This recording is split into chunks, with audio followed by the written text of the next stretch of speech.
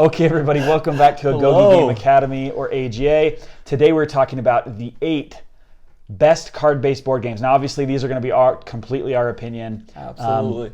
I want you to remember is we're huge fans of games that are very simple to learn, but hard to play well. And some of these are going to be a little bit more simple, period, and some are a little bit harder, period. But we like those types of games, and so they're not going to be the very high strategy, high learning curve type games. We just don't like them, and so these are the types of games that we review, that we like, that we enjoy. So, But each game has its own level of strategy that you do need to implement to win. So yeah, we're not reviewing Candyland here. yeah, not at all. But we Chutes and ladders, no. But it certainly isn't anything far more complex either. And so that's just something for you guys to keep in mind as you're looking at our list.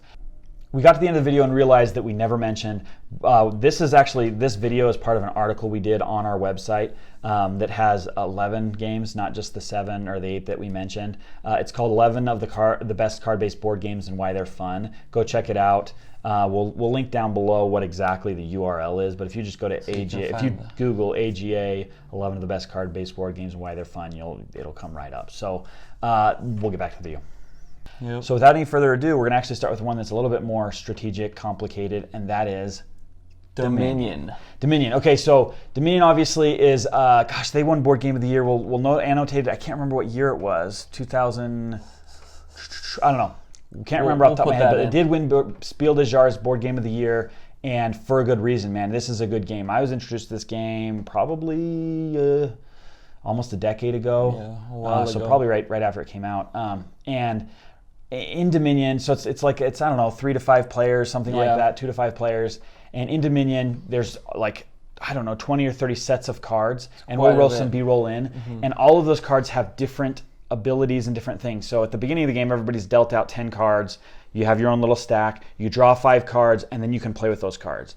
Those cards will be gold or action cards, action cards, different things like that. Yeah, so in your turn, you get to do an action and buy something, right? Yep.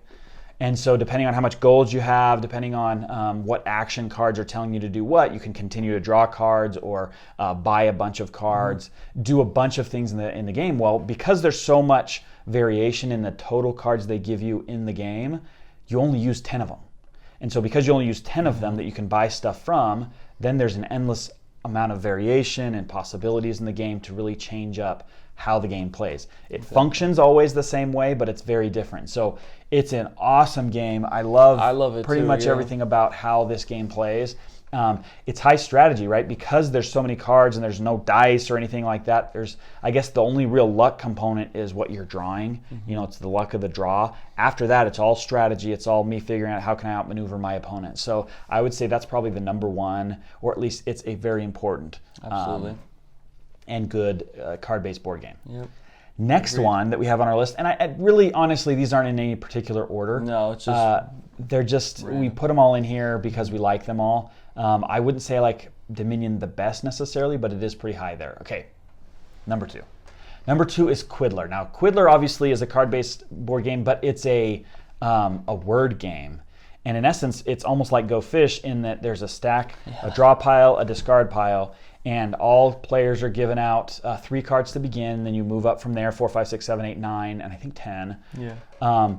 Or at least, 10. And then you all are trying to make words out of those cards. And on each card, obviously, is a letter, and each letter has an associated number of points.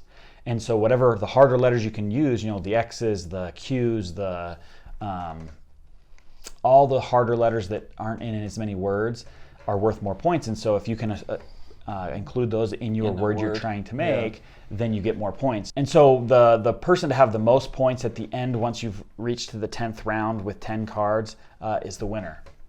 And so it's really cool. It's really fun, actually, because it gets your mind working. But again, it's really simple because all you're doing is discard. I don't like that letter. I'm going to get rid of it. I'm going to draw a new one, or I'm going to draw the one off the discard pile. And now I can make my letters. I can go out for that round. And so really fun, very simple. And what I like about it is how it's a little bit different in the aspect of bananagrams or even Scrabble. You know what I mean? Because you're picking their cards, they're not little tiles and different things like that. Still a word game, but it's different because it's a card game, right? Exactly. Okay, so let's talk about number 3. This may be my favorite one.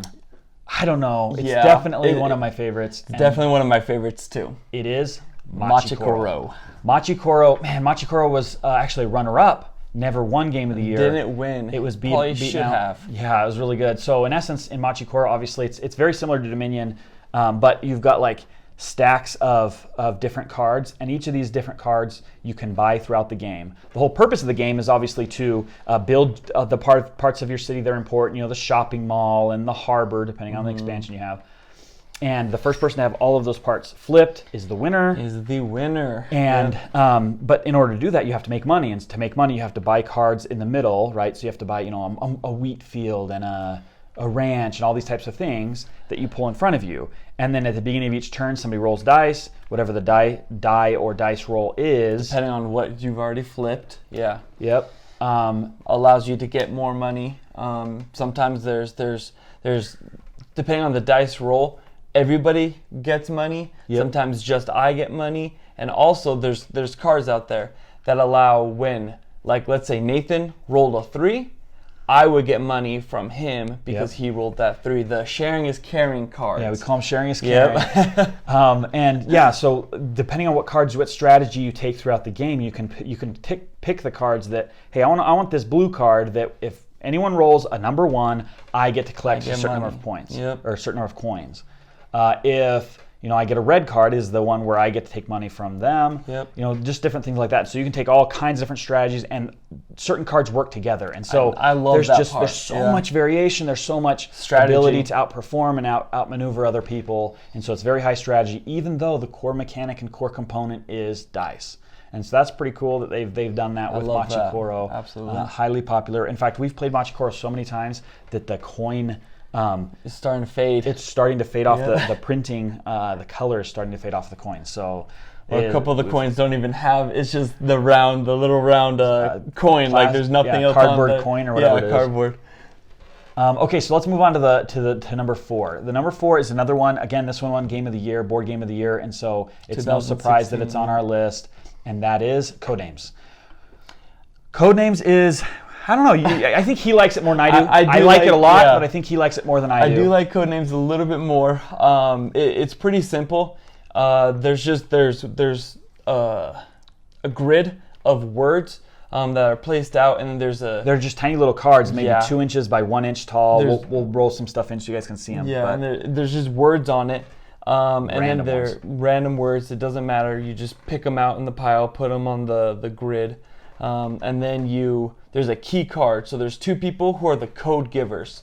And those 2 people, their jobs are to look at this key that lays out the grid, and they're separated into 2 different teams, right? Red and blue. And the code giver is supposed to look at the key card and guide their team using 1-word clues to pick the cards on the grid. Yep. So each team, like you said at the beginning of the game, everyone's split 2 teams, 2 players. If we were the lead on our team, we're trying to communicate what is on each card and which ones are assigned to me. So if, like, let's say red and fish are 2 of my words that I can see on this key card. Maybe I say Dr. Seuss or something like that. Now it's supposed to be a 1-word clue, but ocean, or depending on how strict you are on that.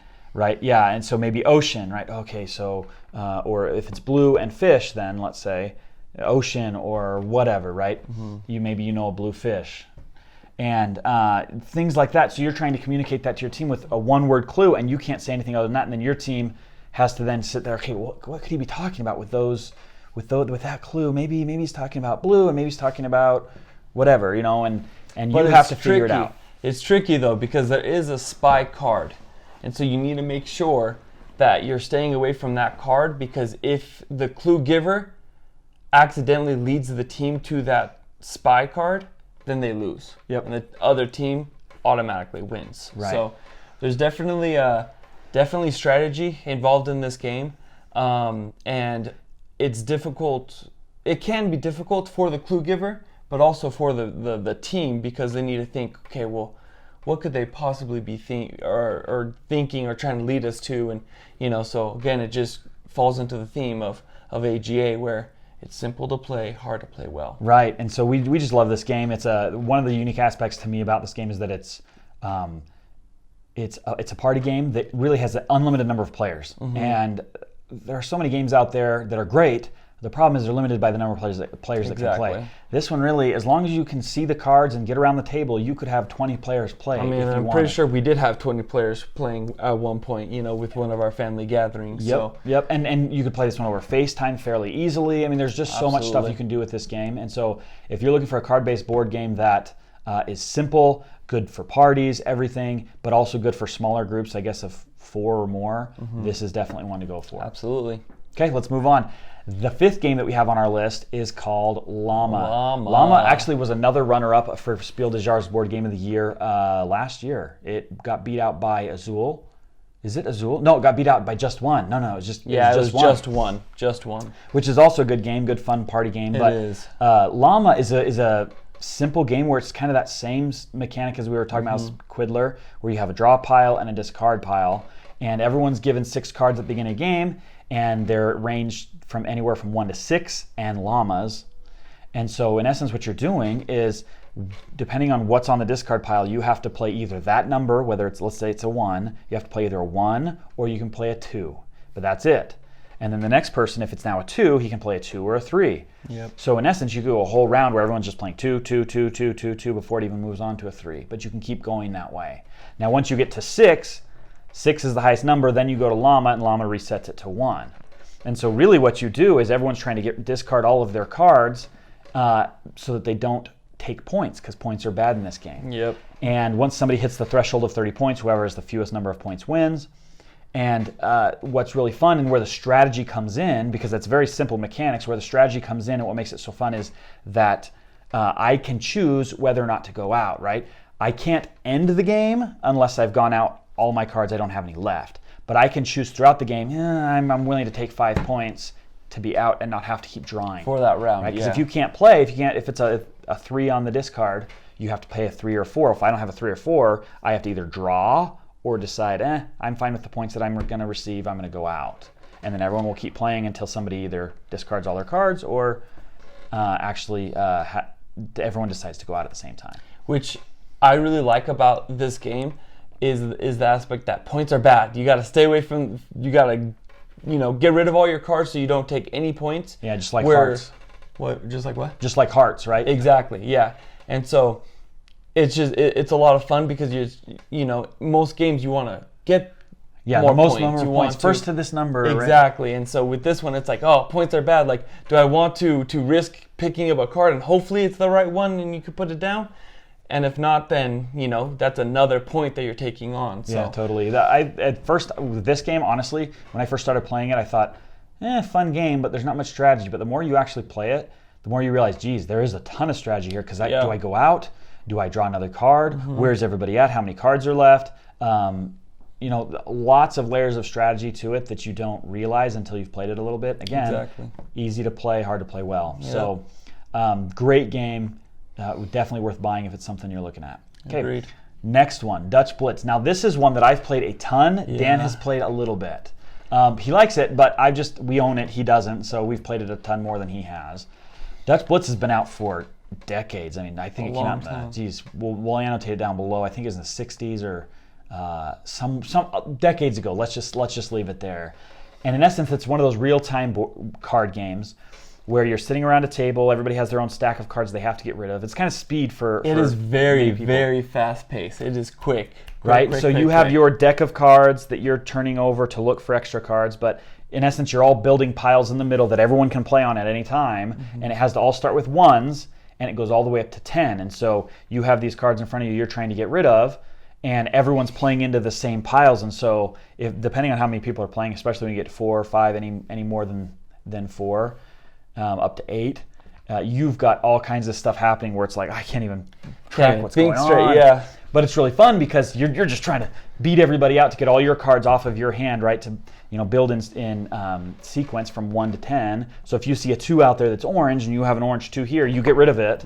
But if somebody beats you to it, you have to go find another orange 2 and stuff like that. So it's really fast-paced, really fun, but it is a card-based board game. And so I would say it's probably not as good as some of these others, at least as far as my personal preference is concerned. But what I really like about it is it's fast-paced as far as the entire game. Within the game, it's fast-paced as well, but maybe one round of a game takes 2 minutes, 3 minutes, and then you can do as many as you want. And that's what I love about it too, is how fast-paced it is, and how fun it is. Honestly, I can't tell you how like just the competition in it is a lot of fun, because you got to be quick and you got to be, Whereas on your feet. Yeah, unlike most games, you're playing one at a time and everyone's sitting there thinking it through and what am I going to do on my turn? Like my strategy. This one's everybody's going and you better be quick, otherwise you're going to get beat. So, really good one. Yep, I love it. Okay, let's move on to number 7. Number 7 is Splendor.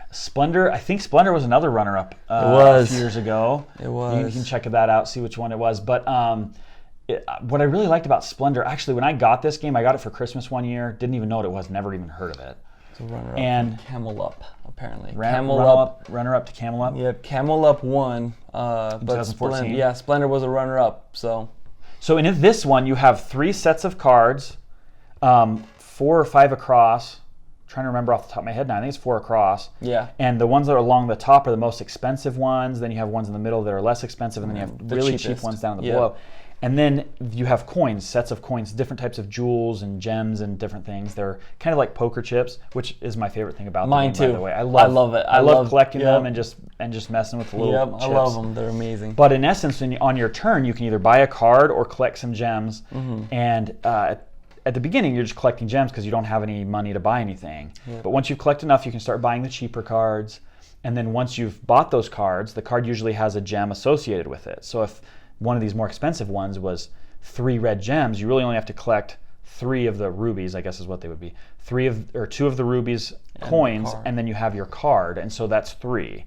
And then once you buy that card, that one may be worth a certain number of rubies or like 2 emeralds or something. Or whatever. Yeah, just a little and bit so more. The more you get in front of you, the less of these coins you have to take to get more and more expensive cards. Well, eventually the cards are worth points. First person to get to 15 points wins, and then you can get these nobles to come and visit you that are worth points as well. But it's just a fun game. It's kind of one of these games that starts a little slow. Not slow like boring, just it's slower because you have to get your foundation set. Yeah. And then it builds on itself to the point where you're at the end and everyone's buying these cool stuff and bam, somebody gets to 15 points like that. So yeah, that's what I would say is the beginning of Splendor. It takes a while to like kind of couple of minutes to really actually start rolling, get the ball rolling, but once it does, it's an awesome game. Yeah. I love it. Yeah, so really good game. That's another one I would highly recommend. All of them, obviously, that's why they're on the list, but I'd recommend that one. Okay, let's move on to number 8.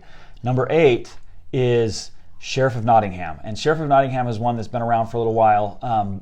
And it's really fun. It's completely different than most of the other games that we have on this list. Yeah. It is card-based, right? Because you are, in essence, what you are is everyone takes turns being a sheriff of Nottingham, if you can even imagine. Yeah, I know. Everyone takes Shocking. turns being the sheriff.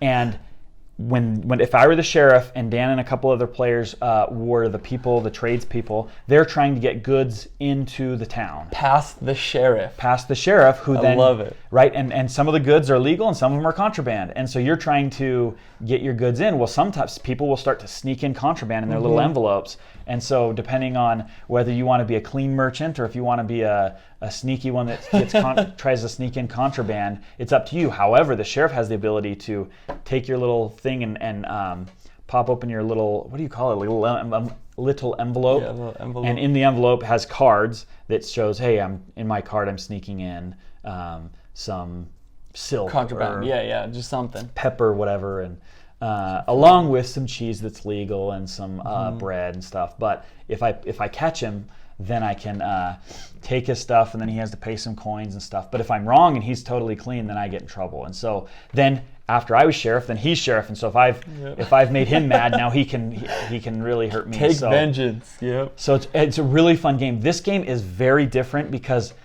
at least every time we've played it, it's much more everyone's just messing around, joking, having fun, and much less competitive. Though people obviously are trying to win because the person to get the most value of stuff, whether it's contraband or regular, wins, right? The most dollar value. And so obviously there is competition there, but it's more than just kind of a fun, everyone gets into character, just being silly, joking around and stuff. So it's a really good one. Well, and that's what I love about this game is not only is the sheriff the same person throughout the thing, like it rotates, and that's what I really like about it. But I also like how you're trying to sneak past the sheriff. You're trying to fool the sheriff. Into letting you know. So I mean, there's lots of stuff is able. You can bribe him. You can say, hey, look, let me go through with these 5 coins here. And don't take it. And then he could decide to take the 5 coins and let you pass or not. And so there's just a lot of that starts happening. There's bribing, there's convincing, there's all this kind of stuff, and that's all really fun. Yep. And again, this is a very simple game, but then it's hard to play well, and so it's just right, because you gotta really play the part and stuff. So exactly. It definitely fits the AGA model, and so we really like it that way. I guess that's really it. I mean, those are our 8. That's the 8. We hope that this has been valuable, that you guys have liked what we have had to say. If so, subscribe down below. If not that, at least give us a like. Comment down below on your experience with these games, if you think these are worth mentioning, just as we did. And if there's a game that you think should have been on there, please comment. Let us know. We love to hear feedback. So please just comment. I guess that's it. We'll see you guys next time. Thank you.